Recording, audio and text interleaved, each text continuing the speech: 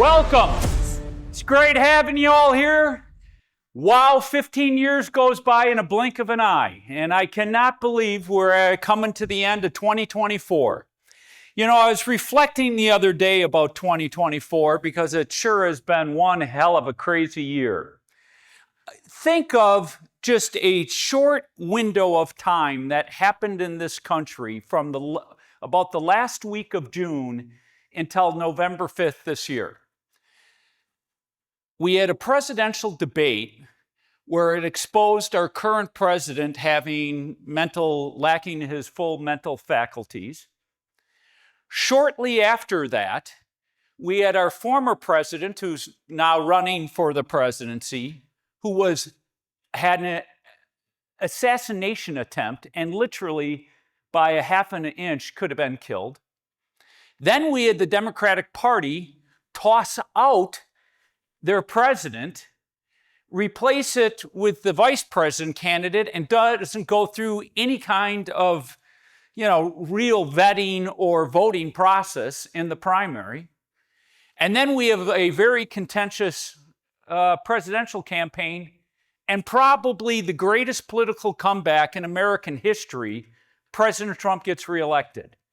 I mean, you talk about a crazy 24. That's crazy. Let me tell you, for me, 24 was the ultimate roller coaster ride. As many of you know, I ran for the U.S. Senate. Still a little tough, but came that close. In fact, at 1 a.m. that night, I was called by the NRSC and said, "Welcome to the Senate. Pursuant to our models, you have won." But then at 4:30 in the morning, ballots got dropped, absentee ballots in Milwaukee and Racine, and somehow the things got flipped. But it is what it is. When you do something like that, it's literally the ultimate roller coaster ride in life. I probably gave 500 speeches, was with President Trump in many big, large stadiums giving speeches. I probably did, 300-400 press interviews, probably 300 radio interviews. Every day you get up, you're being attacked. You turn on the TV and you're being told that you're a jerk and everything else. You get adulation and you get swung all over the place. So 24 has been a crazy year for this country, and it certainly has been for me. And it has been for our country from an economic standpoint. So you're all here to listen to me talk about economics, not about what's happened in 24. So let's get into it. First, I have to go back to last year's predictions.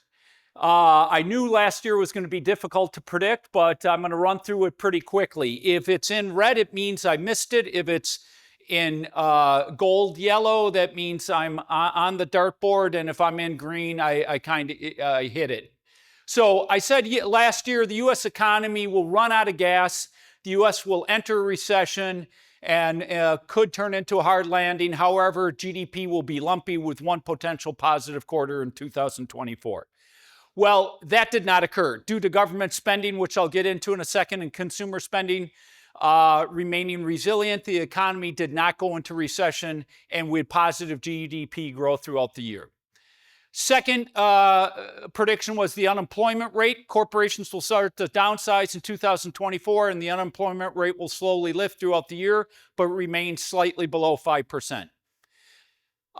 Employment clearly softened, and the unemployment rate rose to 4.4% before it dropped back down to 4.1%. However, employment data has been erratic, and I'll get into that in a second.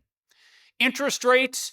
The Fed will most likely have to only have one more 25 basis point increase and will be forced to cut rates at some point in mid to late 24, but do not expect cuts more than 75 basis points in 24 unless a global crisis ensues. I hit that one right on the mark. The Fed did not have another 25 basis point rate increase, and they in fact cut by 75 basis points. Then on the Fed's balance sheet, the Fed will continue with quantitative tightening through the remainder of 23 and will be forced to stop again in the first half of 24. Well, the Fed continued, but they didn't stop, but they vastly reduced the amount that they were rolling off their balance sheet.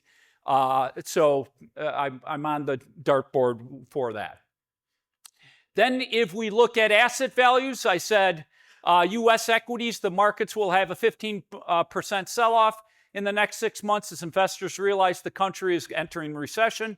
Once the Fed indicates that it will pivot, the equity markets will have a moderate rally. Well, that one, man, I got really wrong. Equities saw no sell-off, recession never materialized, and the equity markets had one of their best years ever. Fixed income, the bond markets, after having 3 consecutive down years, will reverse course and have a positive year in 24. Well, the bond markets did reverse course and had a very strong year in 24. So I got that one right. Residential real estate, housing values will continue to decline by up to 10%, but remain more resilient because of limited supply. Housing values, different data, because there's 4 different data points for housing values. Some have it a modest decline, some have it a modest increase, but certain markets like Austin, Vegas, and markets in Florida did see a 10% decline. And then commercial real estate, CRE values will decline through 24 as foreclosures, distress sales will become a significant part of transaction volumes. Multifamily will surprise to the downside given its outperformance over the past decade. Commercial real estate values largely did decline. Distress sales occurred primarily in office. Multifamily saw a spike in delinquencies and defaults. Retail and industrial saw the least stress. Now, the one prediction I said last year, and I think it shocked a lot of people, I said the one thing last year that I knew almost for certain that would happen is Joe Biden will not be president after the next election. I said it's my only strong conviction. Well, man, oh man, did I get that one right. Joe Biden was pushed out of the race in July, and Donald Trump was elected president. Senate, Republicans will retake the Senate with West Virginia, Montana, Ohio flipping back into Republican hands, garnering 1-seat majority. The Republicans have a decent chance of winning up to an additional 3 seats. West Virginia, Montana, Ohio, all elected Republican senators, as I predicted. And we did pick up 1 additional seat in Pennsylvania. Unfortunately, not Wisconsin. If you can't laugh at your own failures, then what can you do? House representatives, there will be losses and gains by incumbents of both parties, but Republicans will retain a modest majority. That's exactly what happened. And by the way, we still have 1 seat, I think, here in California where they're still counting the votes. Are you freaking kidding me? You know, American Idol could count, what was it, like 120 million votes and do it in 5 minutes, and the state of California can't even count a congressional district in 2 weeks. And then globally, there's a 50% chance that China blockades Taiwan. China did not blockade Taiwan, but continues to add pressure and engage in military activities around Taiwan. Further, China has become very aggressive in other parts of the South China Sea. So those were my predictions. Some I missed wildly, some I got on the board, and some I nailed. But, you know, you got to review what you had to say. So, all right, let's get into this year. All right, so why did the economy do better? Well, the biggest reason is one reason, and that's the politicians kept the party going. They kept spending money at an absurd pace. So let's look at it. So this is GDP, gross domestic product, how we measure our economy. This past year, the economy grew overall at 2.8% if you blend the 3 first quarters. We don't know what fourth quarter looks like. But largely, government spending has kept the economy afloat, where we had total outlays of $6.7 trillion. That's a 10% increase from 23. Folks, that's absurd. Second, consumer spending has also remained resilient as personal consumption has grown at an average annual rate of 2.5%. Consumer spending, you can see that right here. Consumer spending tempered, came down a little bit, but remained steady.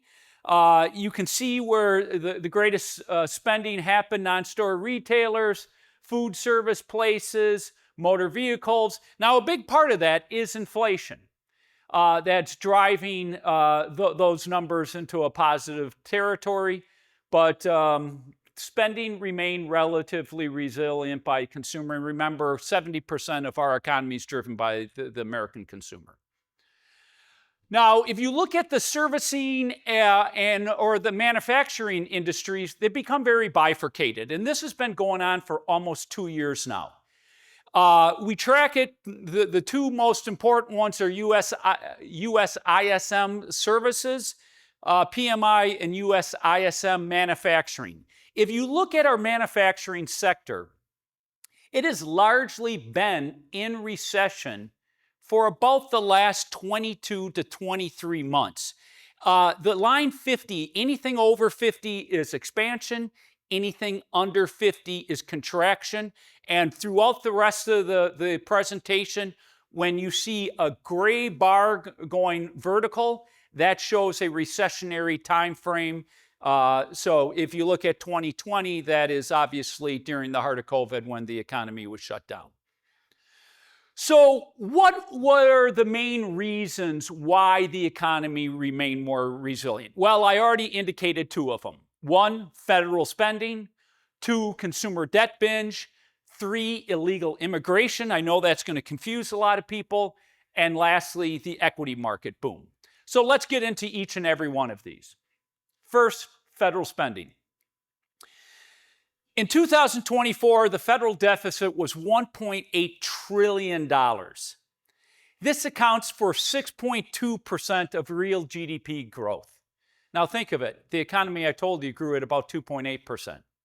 That means more than 100% of our GDP growth in this economy today is coming from deficit spending. That's not government spending, that's deficit spending. And if you want to talk about scary, that's scary. In 2024, the first month of the fiscal year of 2025, total federal outlays were $584 billion. So if you look at the red graph, that's the trend line, what it should have been on, and the blue graph is what they did spend. Obviously, the big spike up during the COVID lockdowns, but you would have thought that would have come back down to baseline. But Joe Biden and the Democrats spent ungodly amounts of money, which I'll get into in a second. The last 12 months, we've seen federal outlays of $6.9 trillion. And we basically have added $10 trillion of debt in just the last 4 years. I showed this graph last year because I think it gives you a good visual of just what they've done. The blue lines are all the different spending packages: the CARES Act, the Consolidation Appropriate Act, other related spending, American Rescue Plan, infrastructure, the CHIPS Act, the Inflation Reduction Act, totaling $7.3 trillion. Those were on top of just baseline government spending. Discretionary is largely funding that came out of a lot of these programs. Formulaic is just formula spending that the federal government shares with states.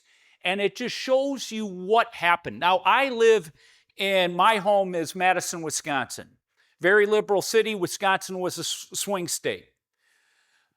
You could not drive around my city without having roads ripped up literally everywhere in the last 2 years. We're a big university town. The amount of buildings our university took down and rebuilt were ungodly. And what was happening? Joe Biden and the Democrats, what they did is they took a lot of that COVID money that they allocated and appropriated in 21 and 22, but they spent it in 23 and 24. Why? Because they wanted the economy doing well going into his reelection. The problem that they created and they were warned by is that you are going to ignite inflation. Because when we sent all that transfer money to individuals when we were locked down, the rest of the economy was on its knees. We shut down businesses. People were being laid off. But by the end of 2020 and the beginning of 21, when the lockdowns were released and the economy was roaring back, they kept dumping more and more money into the system, and it was just like putting fuel into a fire, and they ignited the worst bout of inflation we've seen in 40 years. And that ultimately, with illegal immigration, are the two issues that cost the Democrats the election.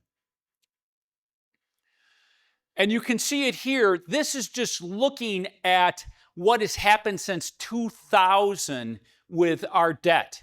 You can see the red line and how in 2020 it just totally deficits, just totally cratered downwards, and the amount of deficit spending we've engaged in. I mean, literally in just the last 20 years, we've racked up, 24 years, should I say, $22 trillion in debt and over $10 trillion in just the last 4 years. Now let's look at the second reason I said why the economy remained resilient, and that was consumer spend. Consumer spending continued to remain resilient. The concern is that it has been largely done with credit card and other forms of debt. The blue line is motor vehicle loans. Actually, I think that got reversed. I think that's credit card, and the red line's credit card debt, but or auto debt. But you've had an explosion in debt by the consumer in the last few years, and certainly this year. Now, the next issue. I said it's kind of confusing, illegal immigration. Now, this graph really doesn't show it in a complete light.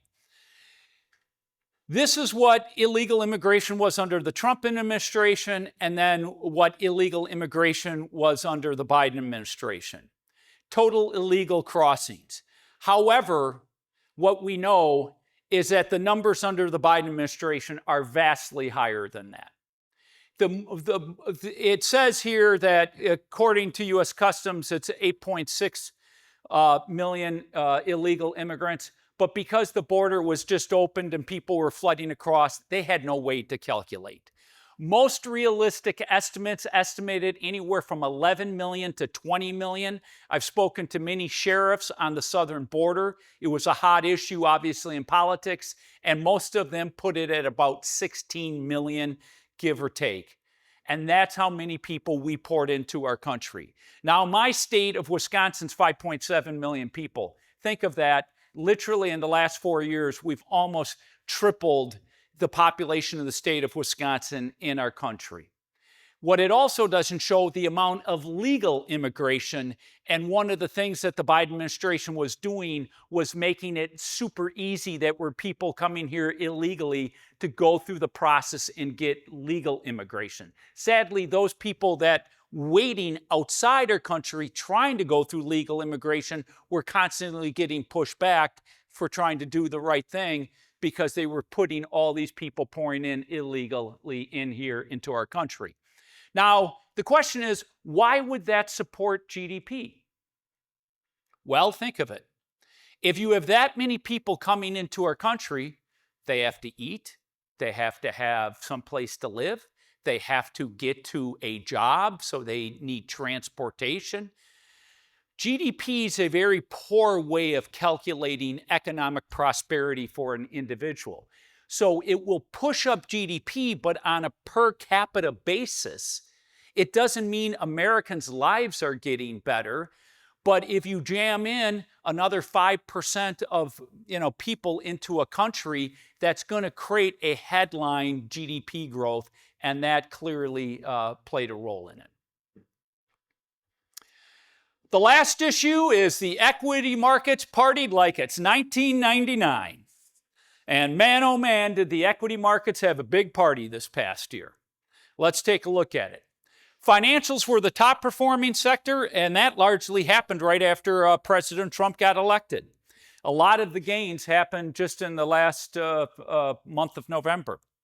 Communication service, information technology, utilities, consumer discretionary industrials. You can see the rest. But if you look at those gains, year to date, the S&P is up 27%, the NASDAQ's up 30%, and the Dow's up 19%. Unbelievable gains this past year. Now, if you look at the market, a lot of those gains were driven by the Mag 7.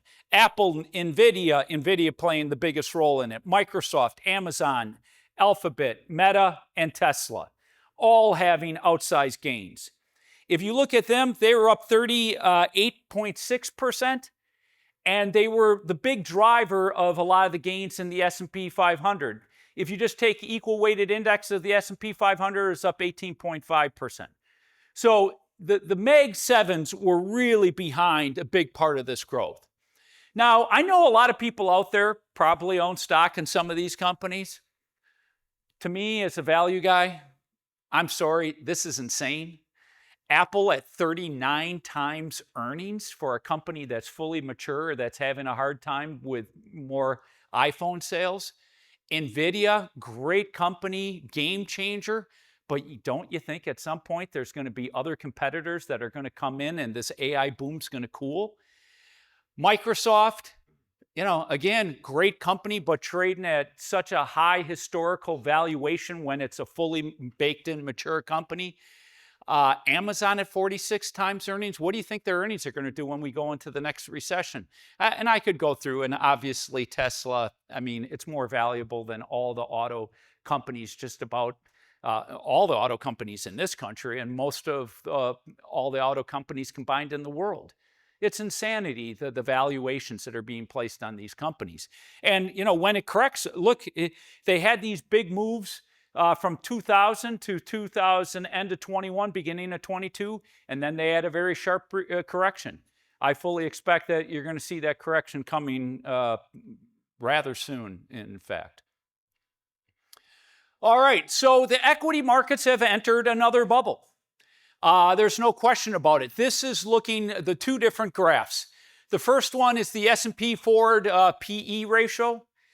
And right now we're at 21.9%. The only times we've been up there were 1999 during the internet bubble. And then in 21, when we had all the money that the Fed was pushing into the system through quantitative easing, that pushed that big bubble up, and then all of a sudden the Fed started having to increase interest rates, and we had the big market sell-off in 22.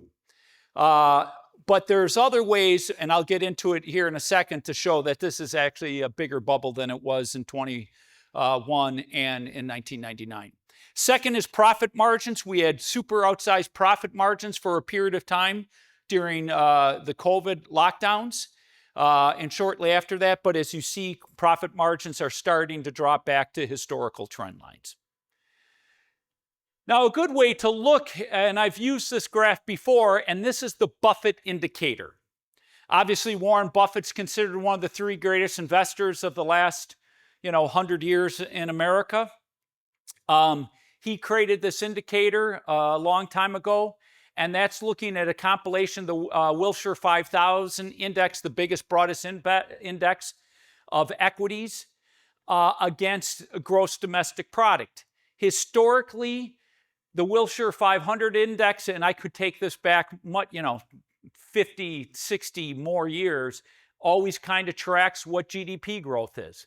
Well, come 2012, it started to lift and separate from GDP, and now it's gone hyperbolic.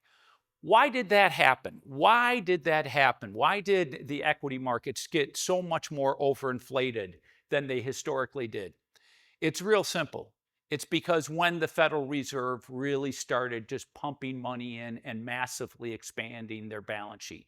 They started that in 2008 and 9, but because the economic growth had cratered, that money hadn't fully moved into the system, and we were having to repair from the great financial recession.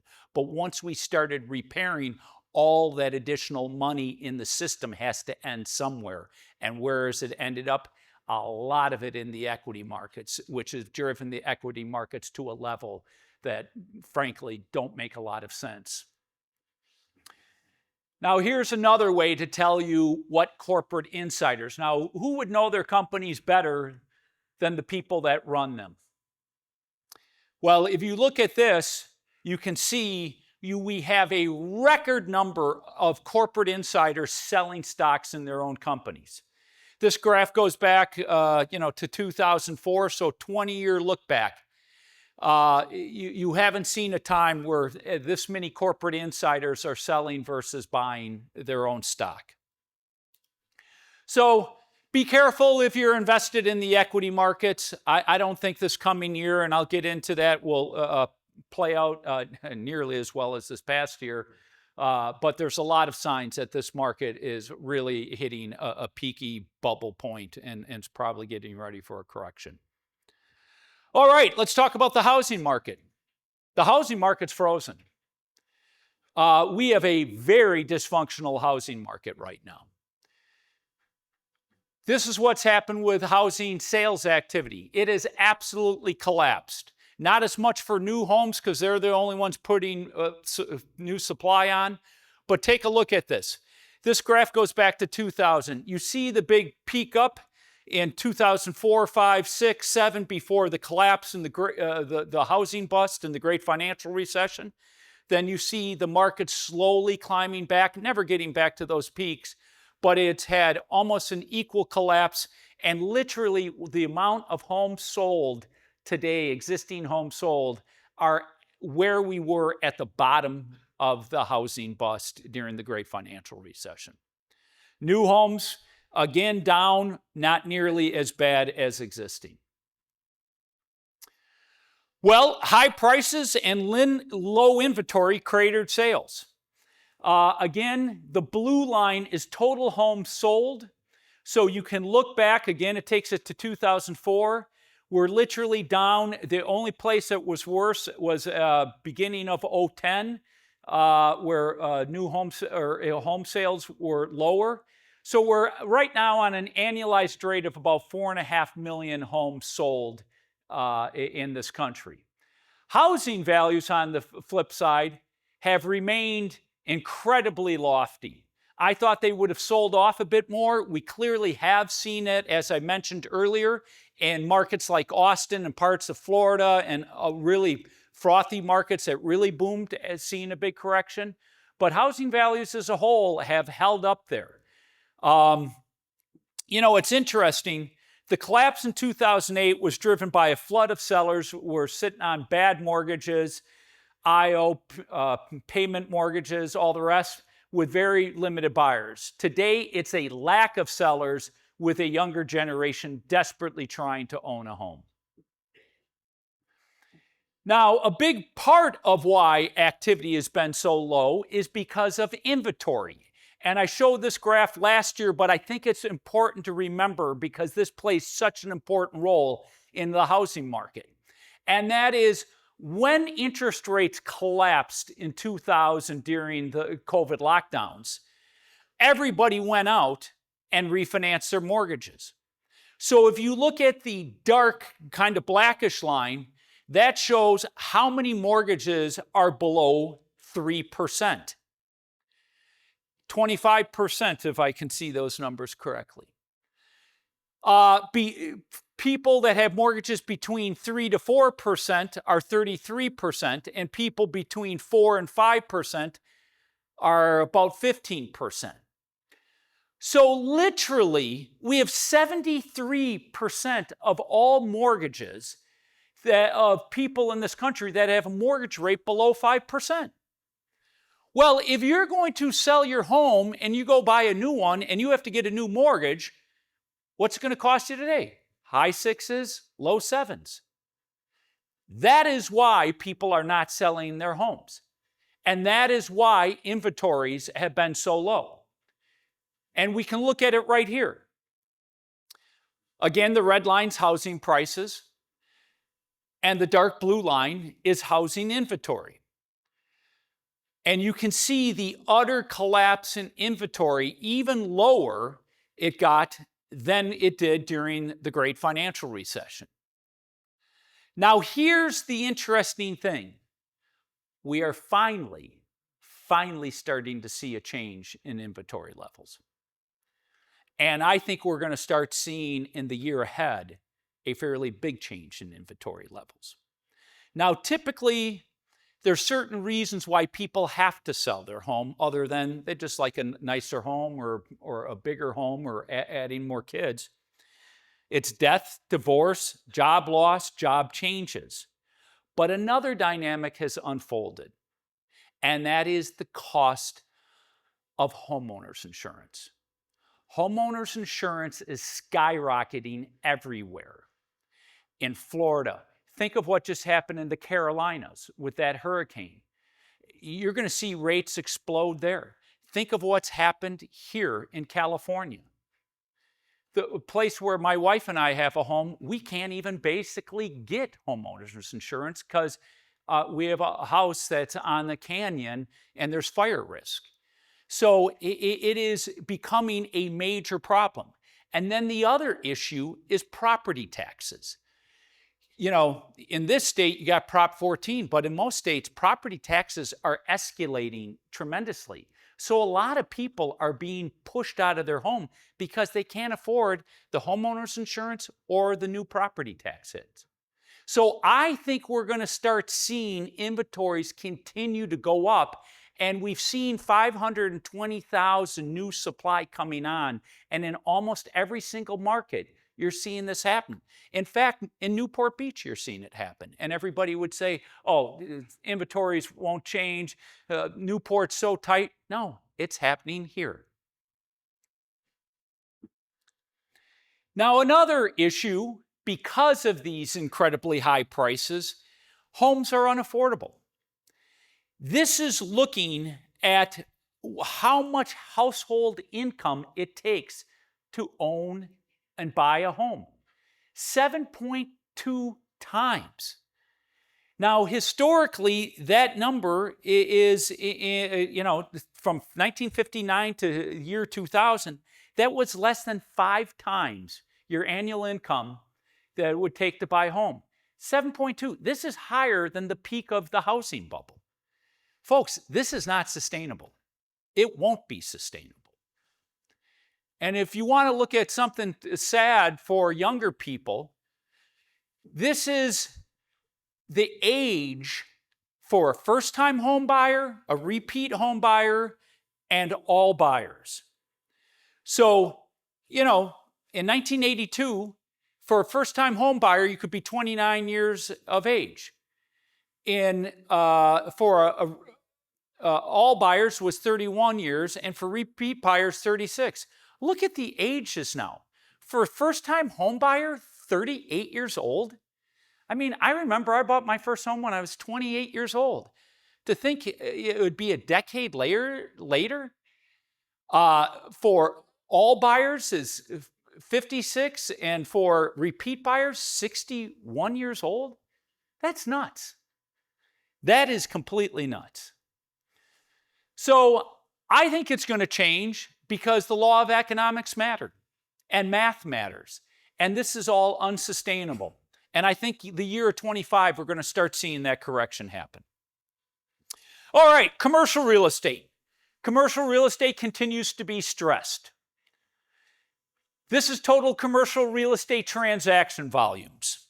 After peaking at $239 billion in the fourth quarter of 2021, total commercial real estate transaction volumes have fallen to just $43 billion in Q1 of 24. This is kind of delayed data, so you don't have current data on it, but you can see the fall off. And by the way, these little, the graphs, blue, dark blue is office, red is multifamily, yellow is retail, and light blue is industrial. But you can see the tremendous drop in sales activity. Transaction value for office CRE, only $6 billion in Q1 of 24. That's almost nothing.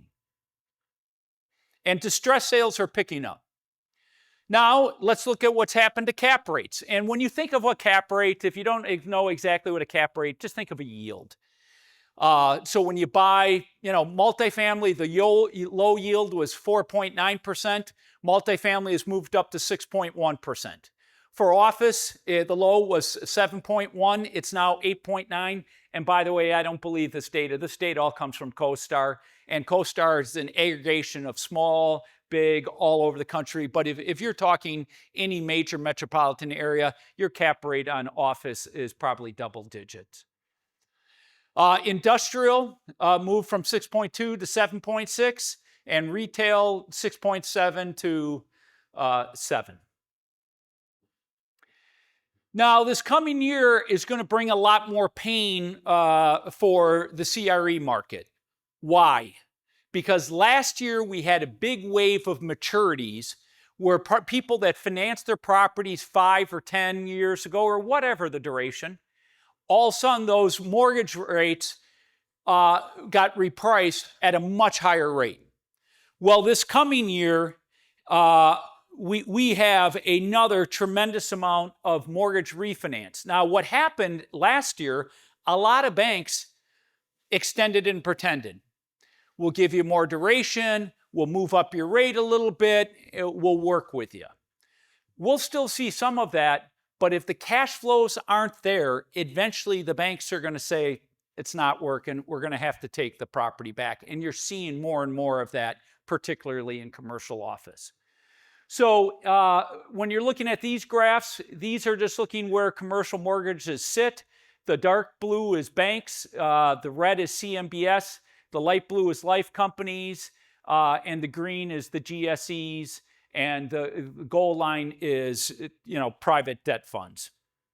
So I think there's going to be a lot more problems coming for commercial real estate this year, but I do think transaction activity is going to pick up because you're going to have a little bit fall off in rates, you're going to have more distress sales, and the weak hands will have to sell, and stronger hands will start taking over assets. And then lastly, this shows what's happening with commercial delinquencies and showing the increasing stress. Again, green is retail, obviously at a massive stress during the COVID lockdowns where people couldn't go out and shop, but that's been coming down. It's still, it started a little turn back up. Office, you can see that gold line just going straight up for delinquency rates. Multifamily, again, going up. Industrial's the only one that really, is staying pretty darn low. So look, the stress, you can see it showing up in every area across CRE. Now let's go take a look at the labor market. Is the employment as robust as it has been made out to be this past year? And if you're wondering, that's Tom Cruise and Jerry Maguire when he's being informed that he's being fired. I don't mean to get political here, but employment data is clearly weakening, but the employment data is a mess. And at first, a lot of people thought that the employment data was just because of COVID and participants by corporations reporting and all the rest. But it started becoming pretty darn clear that the Biden administration was fudging numbers, because I'd never seen a time frame where every single first Friday of the month they'd put out, the job numbers, and they always, with the job numbers, they put out the revision numbers of the last month.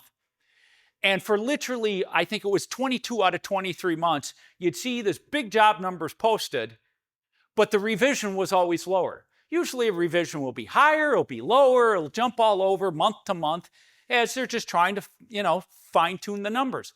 But literally every single month, 22 out of 23 months, I believe it was, they were revised lower.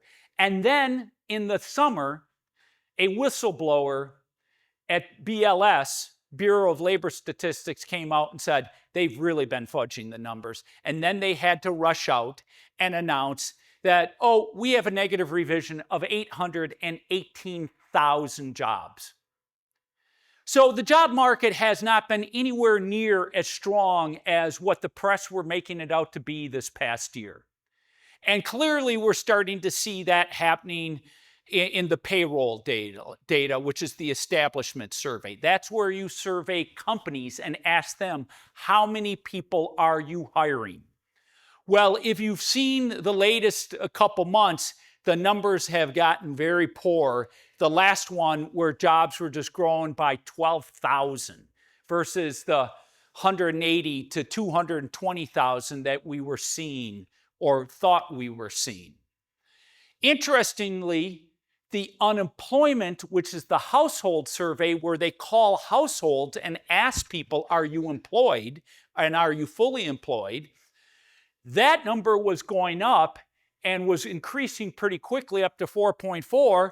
And then all of a sudden, for a couple months, I think it was August or September, that number started coming down, even though the establishment survey was starting to show that job growth was weakening.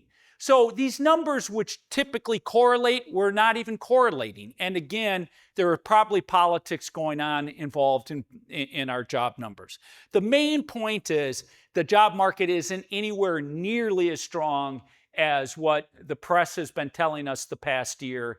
And it's very clear that it is now coming out. And it's probably why the Fed was cutting rates, but I'll get into that in a little bit more. The other thing about the job market to show that it's not nearly as strong as you would think is the amount of government jobs that were created. Remember, I said that the Biden administration took a lot of that COVID money, planned it to be spent in 23 and 24 to have the economy strong going into the re-election. Well, a lot of the job growth, if you look at it, has been government jobs, and that is what that first graph shows. The other dynamic is foreign-born employment. A lot of jobs have gone to illegal immigrants. And the native-born is the blue line. And as you can see, that's kind of moved sideways where foreign-born have really moved up tremendously. And that is a big reason why a lot of lower-income Americans, not only because of inflation, but because of what was happening to their jobs, because illegals were taking their jobs. And, I was in communities across my state. That was a big issue for a number of people, like in the city of Milwaukee. This is just showing that employment hasn't fully returned to pre-pandemic levels. The labor force participation rate, this just looks at how much of our population workforce is participating in jobs. It was up, historically it was always up in the mid 60s, 67. If you go back to 2000, it has been falling.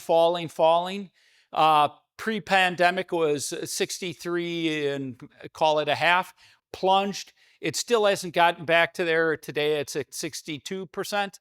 And then the number of full-time employment is tracking below. A lot of the job growths over the last 4 years has been part-time jobs. So this brings me to what kind of economy are we operating in today? Many of you may have heard this term, the K economy. And I can tell you this is absolutely 100% true. You got to know that, I literally for 9 months ran from morning to night. As I said, gave 500 speeches. I was inside factories. I was in small towns, big cities. I was everywhere. You really got a sense of what was happening in the economy. So what does it mean by the K economy? What it means is this. If you're in the bottom 50% of the population from an economic standpoint, you've been crushed. If you don't own a home, every single one of the things you buy has gone straight up, and your incomes have not kept up. In fact, real wages declined over the last 4 years. We've never had a 4-year period where real wages actually declined. If you are in the top 20%, you've done very well. Why? Because you've owned stocks or bonds or whatever, businesses, and you've made a ton of money because the equity markets have boomed. And if you're in that middle, call it 30%, where you own your own home, you owned it before, or bought it in 2020 or before, well, your home value has gone up. You probably refinanced your mortgage at a low rate, so you've had some good savings there. But then the cost of everything else has hit you, and you don't own a lot of other stocks and other assets. So you've kind of gone sideways. So again, just like a K, bottom 50%, you're being crushed. The mid part, you've kind of gone sideways. And if you're in the top 20%, you have done fabulously well. And we can see that by looking at this. The top 20% continue to separate from the bottom 80%. Mean household income has continued to expand among the different wealth classes. In 2023, the mean household income for the top 5% earners in the U.S. was $526,000, compared to $297,000 for the top 20% and just $68,000 for the bottom 80% of earners. That is huge disparity. The top 10% earners of the U.S. own 67% of the wealth, while the bottom 50% only own 2.5%. Look, I don't mean to be a populist, but I am going to be a little populist here. This is wrong. I've benefited because I own assets. But we can't operate in a society where 50% of our society is struggling day to day, and the people sitting at the top have so much money they don't know what to do with it. Now, there's a lot of reasons this has unfolded, and frankly, a lot of it is government spending. In fact, the greatest wealth inequality happened under the president that talked about wealth inequality all the time, Barack Obama. That's a fact. Because when you deficit spend and you don't put policies that are good for businesses and good for earnings and incomes, what do? You rely on the Federal Reserve to keep the economy afloat by printing money. And by printing money, as I've talked about in the past, what does printing money, what's the first thing that inflates? Asset values. That's why stocks are overinflated. That's why real estate got massively overinflated. That's why, assets across the whole. Now you're seeing hard commodities, gold. But if you can't own those assets, you're being crushed. And this has to be fixed. And folks, it will get fixed at some point in time if this continues to go, either in a very civil way or in a very uncivil way. And I pray and hope that we get on with trying to address the root causes. And one of the biggest issues, not to go off, is our education system. If you're wealthy, you can send your kids to private schools, and you can make sure they get a good education. But our public schools in this country have become an absolute disaster. And in my state of Wisconsin, it's only like 30% can read at grade level, and even a lesser amount are proficient at math. And in the city of Milwaukee, that is less than 10%. You have certain schools where no kids come out that can read at grade level. I mean, you are putting them permanently in a hole and never being able to dig out of that hole. And we've got to be very serious how we address public education in this country. And my God, I hope they shut down the Department of Education, because since that damn department has been created, the quality of education in our country has done nothing but go straight down. Wealth distribution. Top 0.1% share of wealth is 13.5%. 1% is 30%. Top 10% is 36.5%. 50 to 90 is 30%. The bottom 50, 2.5%. The blue line is the top 10%, showing the 67.7% of all wealth. And the bottom 90 is the red line, showing 33%. So this has to get changed, and let's hopefully we get on with good economic policies that help everybody grow their wealth and their earnings power. All right, troubling trends. That movie is just so rich with different visuals. You just can't help it. I mean, The Hangover is one of the all-time great movies. All right, so what am I concerned about this when I look into 2025? What causes me great concern? Well, first of all, it's the consumer savings have now run dry. The top graph is looking at aggregate personal savings. That's the blue line. The red line's the trend line.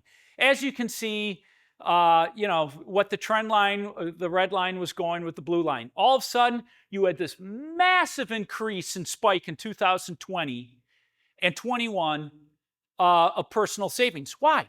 Because the federal government was transferring money, stimulus checks, all the different things that the federal government did to push money into the hands of people. And people couldn't spend it. A lot of them were sitting at home. They did start to spend it on fixing up their homes and all the goods they were buying, but they couldn't go out to restaurants, they couldn't travel, and all the rest. So you built up a lot of savings. Unfortunately, the American consumer has a penchant for spending money. And they didn't keep and retain those savings. They spent it, and they spent a lot of it. So we can see by 2022 that savings started dipping below trend line, and now it's well below trend line. And then if you look at the aggregate excess savings in the lower graph, it peaked out at 2.2 trillion, and now it's 725 billion below trend line. So the American consumer is in bad shape. And when we talk about, the savings rate at 4.4%, that factors in government transfer payments, things like welfare, things like food stamp, all the rest. If you back that out, the savings rate is negative 6.5%. So the American consumer is running out of steam. And you can see this right here, which I talked about earlier. Credit cards and auto debt and how much debt the American consumer has racked up. Well, the interest rates on credit cards haven't come down, even though the Fed has dropped rates by 75 basis points. But the delinquency rate, the red line on credit cards, are shooting straight up. And that's not showing any sign of slowing down. And we can also look at the cracks in the auto market. This is subprime delinquencies. They've reached all-time highs. They've actually surpassed what happened during the Great Financial Recession. Next, companies. What's happening in the corporate market? Well, corporations across industries are struggling.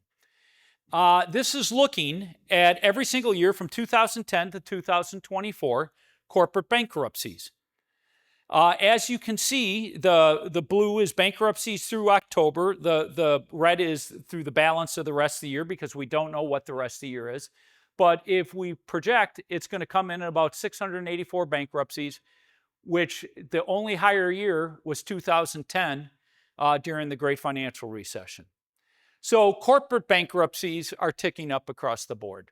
Some notable bankruptcies: Spirit, Red Lobster, Big Lots, Wheels. I just saw something, I think it's the Container Store getting ready to file for bankruptcy. So a lot of different companies are starting to file. Now, this is a little technical. I've talked to people about this in the past. This is the yield curve. What is the yield curve? It's looking at the differential between rates, the 2-year versus the 10-year.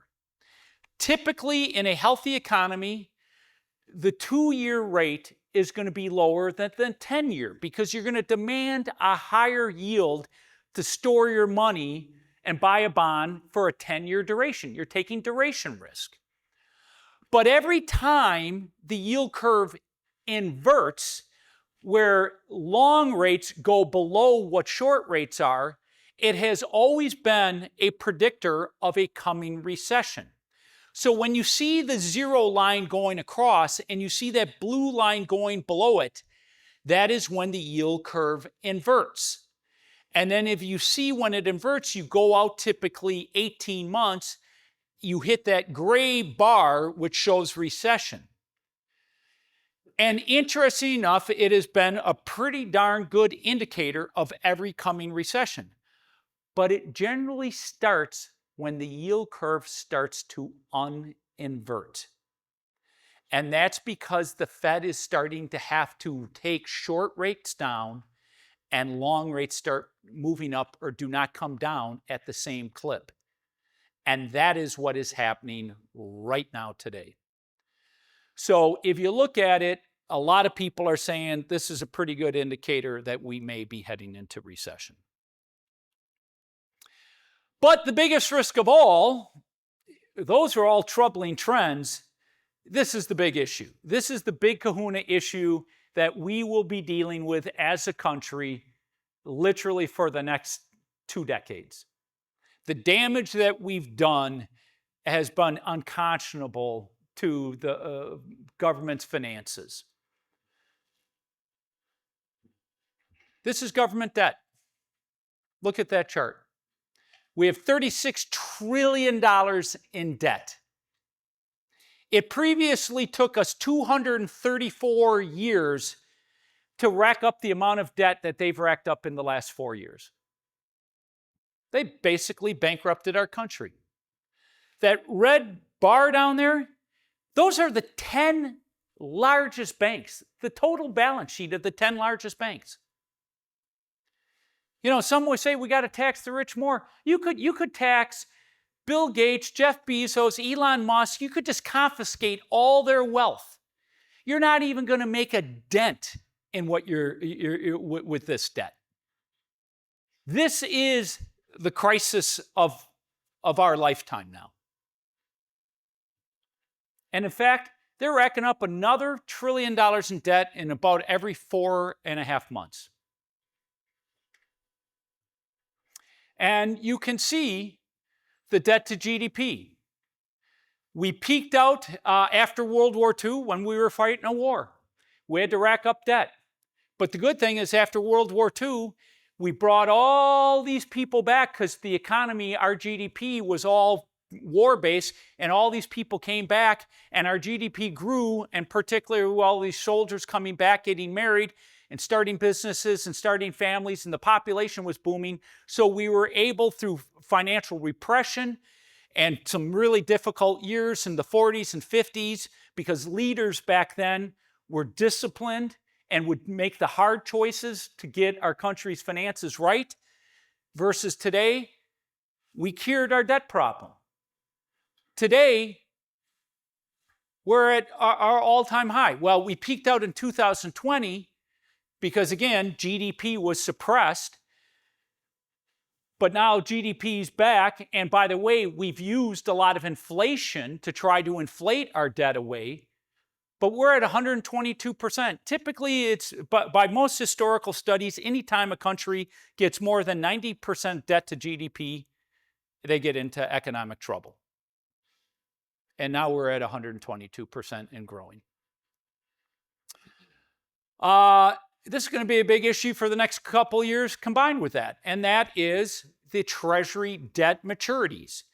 We've got $7.5 trillion of Treasuries coming due. The average yield on Treasuries due in 25 is 4.35%. One of the greatest financial mistakes of all time was done by Secretary Janet Yellen, our current Treasury Secretary. She had the opportunity when rates were low to extend maturities and push out a lot of the U.S. debt into 5, 10, 15, 20 years. She didn't do it. And because of that, the interest cost on our debt, which I'll get to in a second, is starting to eat up government spending at a quicker and quicker clip. It was gross negligence on her part. Now we got another problem. Foreign investors are still buying our debt, but at a much lesser rate. They have decreased down to about buying 24.3% of all of our debt from a peak in 2014 of 34%. China is the biggest one that has stopped buying our debt. They're shrinking their Treasury holdings. Japan has largely remained steady. They were always the two biggest buyers. So we're going to have to absorb more and more of this debt internally. And that is depriving capital in the private sector. Look, one thing we know in economics is $1 spent by government gives you less than $1 in return. A dollar spent in the private sector will give you more than a dollar in return. So we are continuing to eat this debt burden that the federal government has created, is continuing to eat up internal capital and will become a bigger problem. Great quote by President John Adams. There are two ways to conquer and enslave a nation. One is by the sword, the other is by debt. And we've done a good job of that. Well, let's hope these two guys can get something going. You got to say, he's one crazy dude, Elon Musk, but man, oh man, thank God for him in a lot of ways. And Vivek, the Department of Government Efficiency, wow, is that overdue? I mean, you really haven't since probably back in the 50s had anybody look at government and the size of government and rationalizing government. Government is so out of control. I could tell you stories. I went to work when I was in college as an intern at the Department of Agriculture for the Rural Electrification Administration. It was literally created back in the Great Depression to electrify America. Well, by 1962, almost all of America was electrified, but for little parts of Alaska. And yet this department just kept going and going. And I was working there in 1982. Ronald Reagan tried to shut it down. He could never get it shut down. Congress kept appropriating monies. So where was all this money going to? Private private and public smaller utilities co-ops in rural communities. They were making more money than the big public utilities in big cities, and yet they were still getting government handouts. It was insanity. And President Reagan could never shut it down. So hopefully these two guys can shut it down.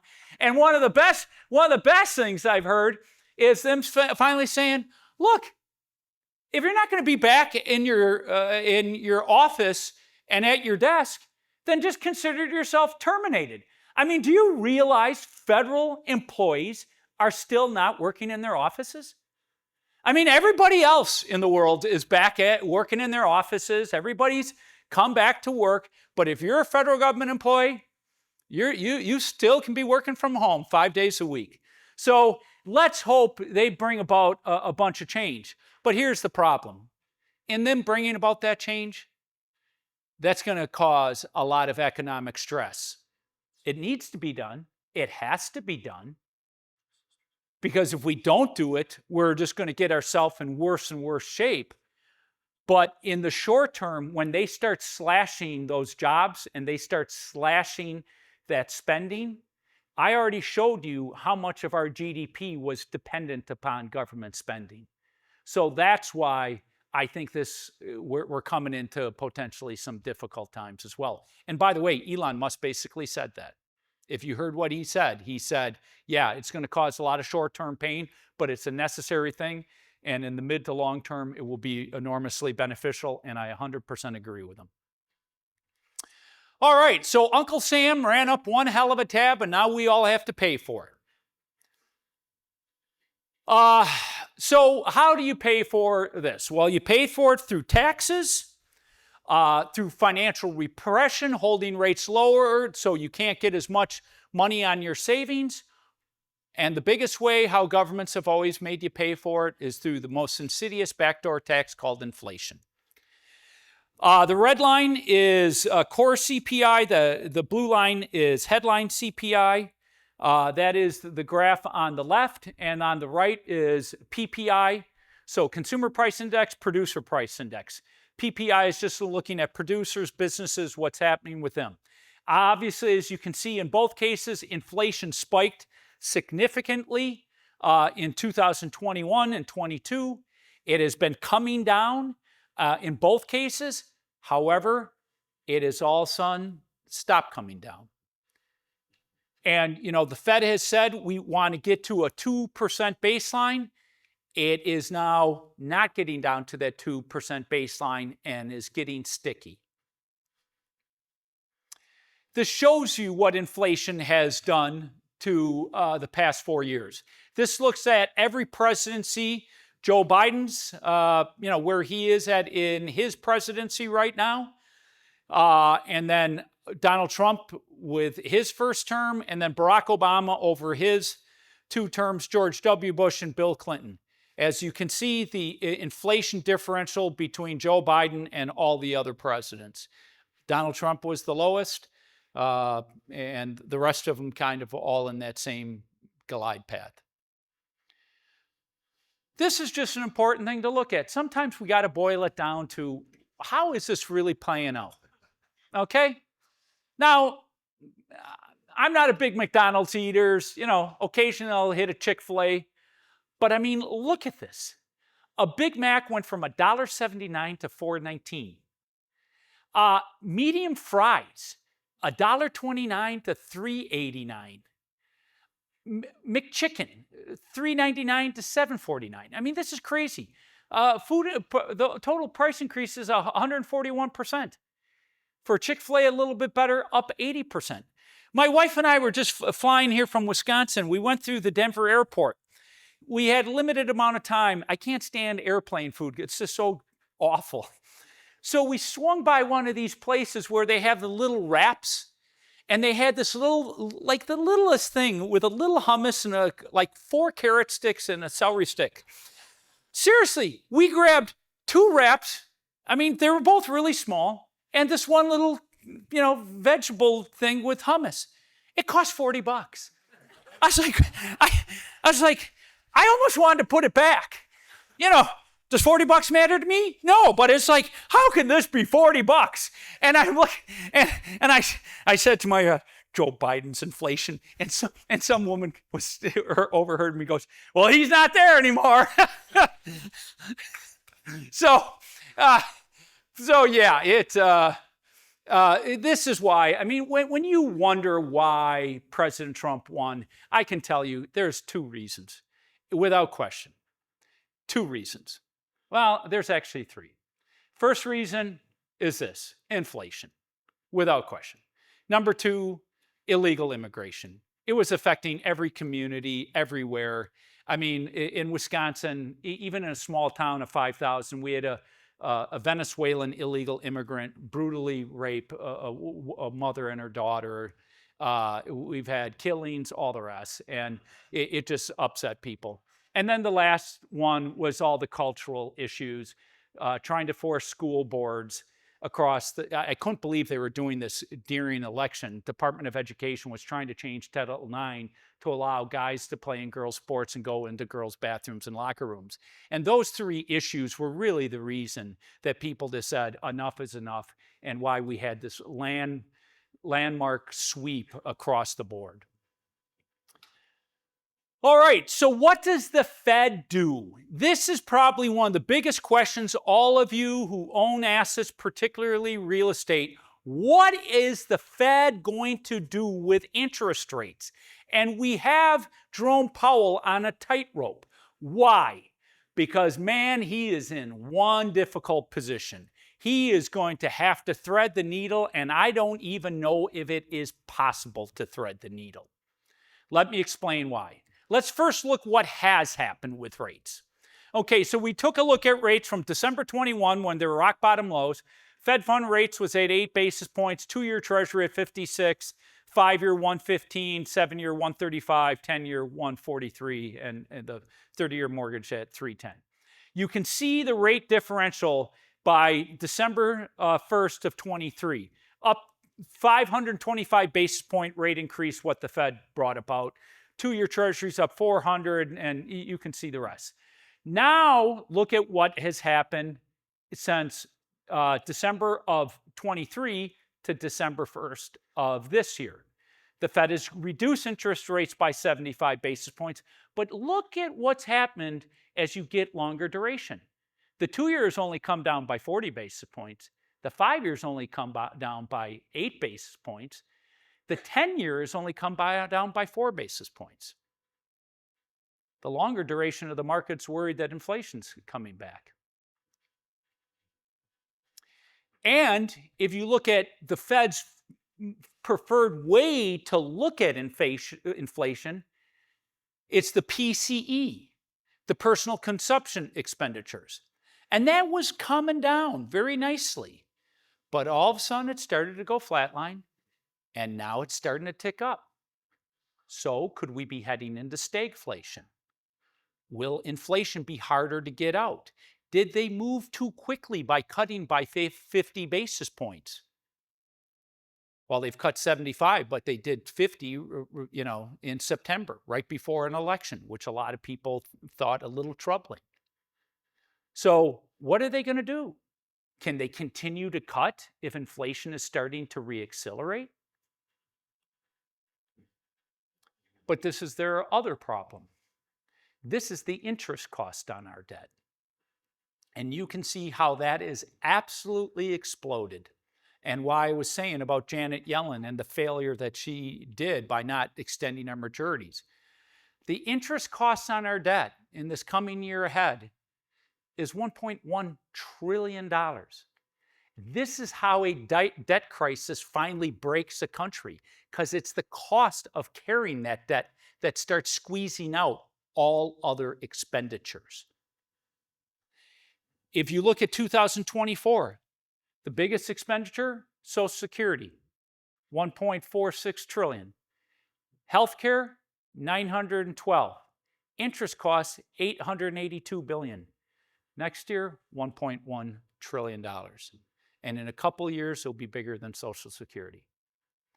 So because of this, I think the Fed is going to start reducing rates more than they should, and they're going to accept higher inflation. Sad for the American public, sad for people at the lower income spectrum, because it's only going to make their life that much harder. And by the way, according to 50% of the American public, they're already living paycheck to paycheck. And we saw the strains that are coming through the system. Now, the other big question is, what is the Fed going to do with their balance sheet? This is the Fed's balance sheet. You can see, prior to the great financial recession, the Fed's balance sheet was always under $1 trillion. It ballooned up. The dark blue is them buying Treasury securities. The yellow is agency paper. Red is MBS, mortgage-backed securities. And the blue is other. What is quantitative easing? I've talked about this in past. I'll give you a quick refresher course. It's real simple. The Fed goes out and buys treasuries or buys mortgage-backed securities out of the banks or out of the public markets, puts them on their balance sheet, sends cash back into the system to stimulate the economy, and that increases money supply. Quantitative tightening, what they're doing is the opposite. They're selling their holdings. So we saw that the Fed peaked out in the beginning of 2022 at about $9 trillion on their balance sheet. They've been slowly reducing, and they're slowing more and more because the markets can't take the strain of them continuing to reduce. That's why they started slowing up, because the 10-year Treasury yield was starting to bump up there at 5%, and they couldn't have that strain. And they can't put treasuries out on the curve, out with longer duration. A lot of people believe that the Fed will eventually have to massively start increasing their balance sheet again, because they may be one of the only buyers for all this government debt. That means we start monetizing our debt, and that means inflation's coming again. So the point is, the Fed's in a really hard spot. If they ease more, they may ignite more inflation. If they don't, the balance sheet of the federal government just continues to worsen and worsen, and they're having to, make a very hard choice. Ultimately, what is the Fed? It's the bank for the federal government. Who will they prioritize? The federal government.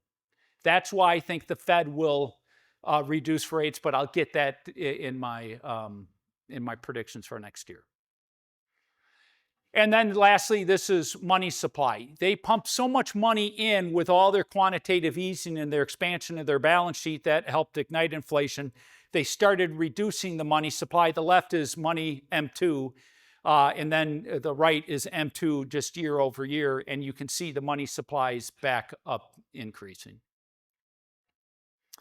All right, the Trump economy. That's with me and President Trump. I think in Racine. I was with President Trump many times. It was a fun experience and speaking in very large crowds and to the international and national press. So let's talk about what we know about President Trump that will unfold, because we are having a sea change in economic policies with President Trump versus Joe Biden. I mean, you are going to get very stark differences in what they want to do and how they're going to approach it. The one thing you got to know about President Trump is when he makes commitments, he's very lasered in on that. If you recall his first term, he put together his commitments and he'd always check them off. See, I did this. I moved, the capital of Israel to Jerusalem, and he'd check it off and he'd remind people. Well, I've been with him at many, Trump rallies, and he speaks for a long time. I cannot believe the stamina the man has. But there are a number of things that he repeats and repeats and repeats, and I can guarantee these things will happen. So let's talk about them. Number one, deportation of illegal immigrants. This will hurt top-line GDP, but it doesn't mean it's worse for the American worker, because again, on a per capita basis, it will cause a demand for jobs for American workers, because as these illegals are removed from our system, the businesses will need people to fill those jobs. And by the way, we have more unemployed people out of our workforce of working age than we ever have in our country today because of our social safety net. And so we need to get these people back into the workforce. So we know we're going to have deportation of illegal immigrants. I think it's going to see the used car market soften. I think lower end multifamily buildings are going to take some hits as you move out all these people. It's going to cause wage pressures on some businesses. But for an American worker, their wages will probably go up. Next, Trump tax cuts. They were all set to expire for small corporations, subchapter S and LLCs. They were all set to expire in 25. Well, those are absolutely going to be extended now that we have the Republicans controlling the Senate and the House. And you'll probably see, he's talked about no tax on tips, no tax on overtime. I don't think that one's going to get passed, to be honest with you, because I think it will be impossible to gauge what's overtime and what's not overtime, and a lot of games could be played with that. I think you'll have a hard time getting that through the House and Senate. And on Social Security benefits, that could potentially happen. This is beneficial from the standpoint it won't hurt economic growth. If they were to have expired, tax rates for small, medium-sized businesses would have shot up, and they would have put them at a much bigger competitive disadvantage. Next, tariffs. President Trump, I've heard him say it many times, my favorite word is tariffs. And he loves tariffs, and he's already talking about tariffs. Tariffs on China, tariffs on Canada, tariffs on Mexico. Now, he's an ultimate negotiator, so maybe if he can get other countries to lower their tariffs, it will work. But if we get into tariff wars, this could be bad for the economy. Look, I'm a free trader. I believe open markets are great, but they have to be fair and open markets. And you got to understand why we got into the position we are, where we have these massive trade imbalances with the rest of the world. Post-World War II, we were the only functioning economy. So we purposely created trade relationships with Japan and Europe that favored them because our factories weren't bombed out. We were helping them rebuild their economies. The problem is, once their economies got all rebuilt, well, they were in a more favorable position than us. And so we started having these consistent trade deficits through the rest of the world. So he has a big club to wield, because if we get in a trade war or a tariff war, with other countries, they're going to be far more hurt than we are because we're the one running trade deficits. In fact, that's why America went through a great recession in the 1930s, because we were constantly running trade surpluses. And when Europe and America and all the rest of the world got into these tariff wars, it hurt us more than other parties.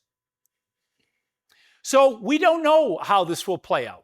If he can use it to negotiate a lower trade barriers, it'll be beneficial. If it turns into a full-blown trade war, tariff war, then it's going to be problematic. Deregulation will be a major benefit to economic growth and business activities. Regulations are estimated to cost the economy $3 trillion a year. You've all seen it. Look, our business is banking. The amount of regulations in the banking industry is insane today. And we need rationalization of regulations across the board. I've met with more farmers. They all complain about it. So almost every small business, that is their biggest complaint.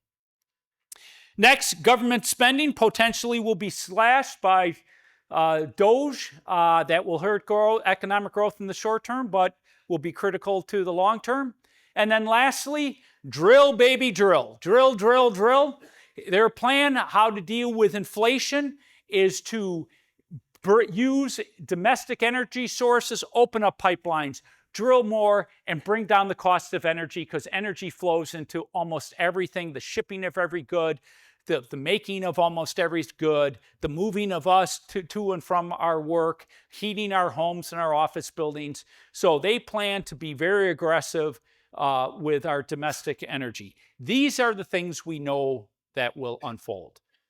Outside of that, I don't know. There will be a lot of other things that will come, but when you think about investing and you think about how your business or your assets are positioned, a lot of these are sea changes from what we've been experiencing the last 4 years. All right, real quickly, I'm not going to spend much time on this global economies and markets. Europe is basically bumping around in recession.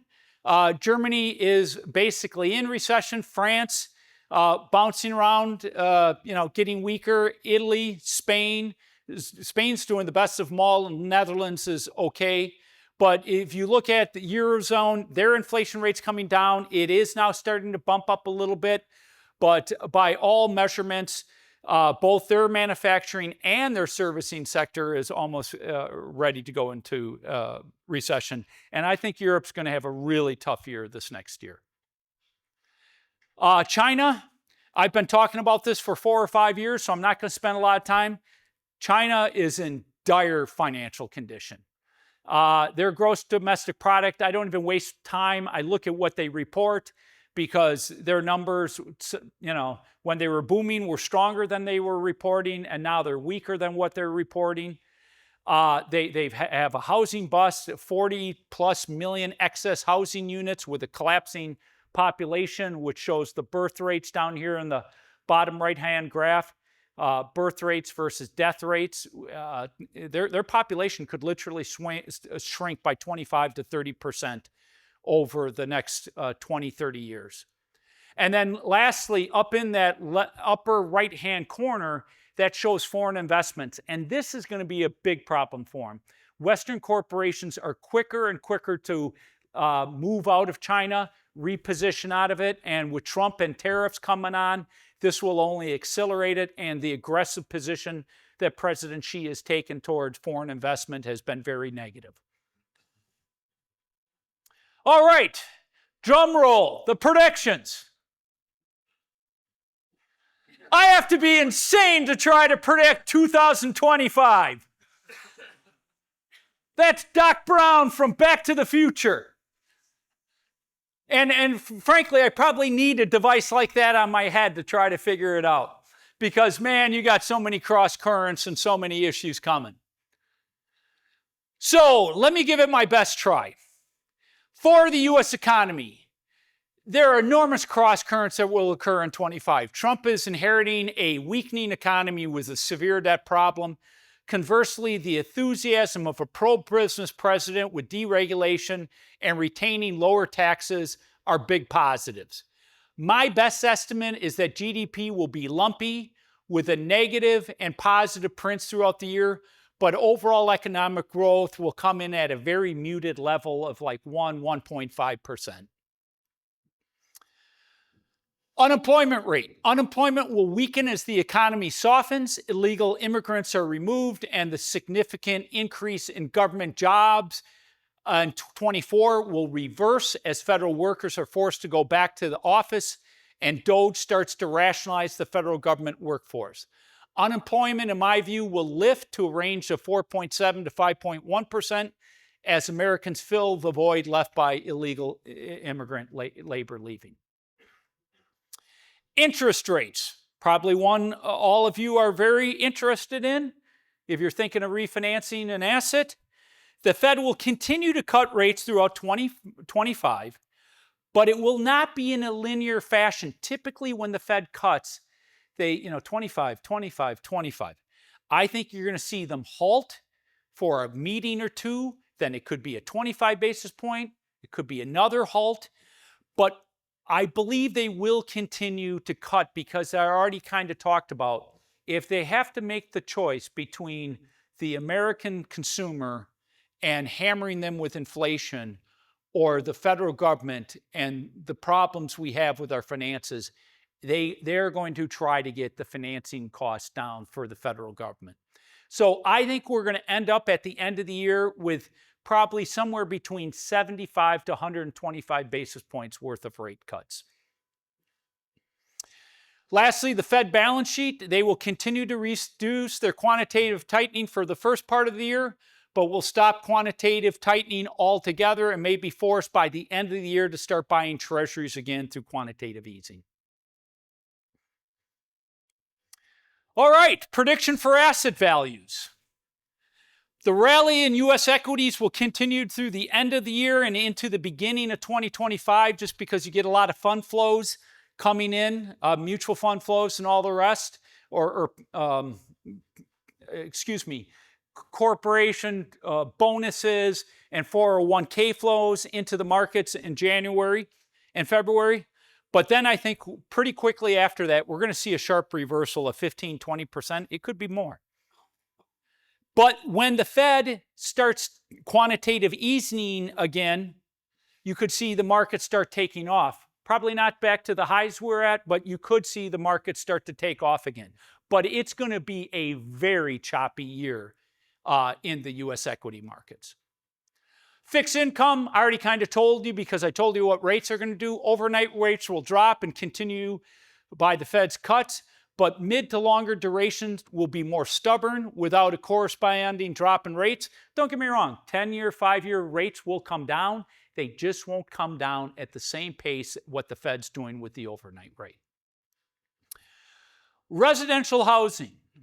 This one is probably the area I'm most comfortable being confident on.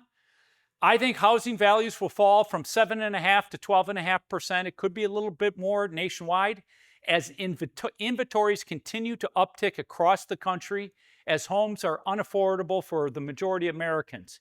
The driving factor for increased inventories will be investors. Remember, the investor bid into the housing market was enormous.